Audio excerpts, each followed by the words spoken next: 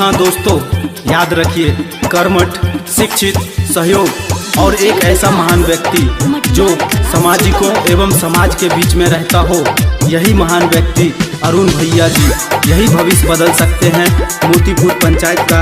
हमें इनका साथ देना है और इन्हीं को फिर से मुखिया चुनना है।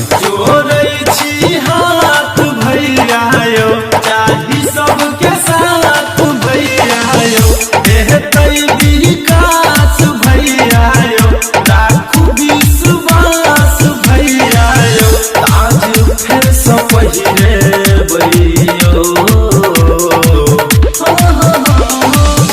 अपना अरुण भैया के फिर सजते भाई मुखिया बनाई दे भैया,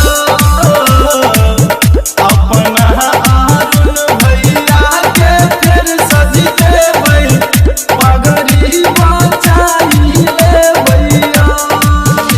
मोतीपुर के सर्वांगीण विकास के लिए, मोतीपुर पंचायत से निस्वार्थ सेवा के लिए एक नाम अरुण भैया। याद रखिए, अरुण भैया को मुखिया चुनिए, जिन्होंने 15 साल का रिकॉर्ड तोड़ सबका सहायता की है। आइए हम इनका विजय बनाएं।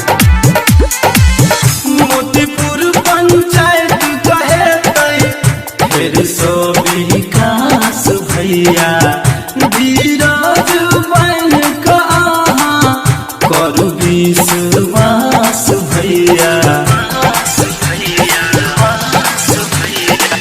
बन जते रोड और नाला नाली हो जते पास भैया, सबके नैया सुनू इनके पर आबू तो आस भैया, विजयी बनावे कछयो, अपना अरुण भैया के फिर सजते भाई मुखिया बनाई दे भैया, अपना अरुण भैया के फिर सजते भाई पगड़ी बचाई ले भैया। मदद किया है, साथ दिया है, सबको विश्वास दिया है, आगे वादे से न हटेंगे, विकास विकास विकास करेंगे। जी हाँ, ये कहना है मोतीपुर पंचायत के जनता जनार्दन श्री अरुण पासवान जी का। आइए हम इनका साथ दें और फिर से इनको मुखिया पद पर विजय बनाएं।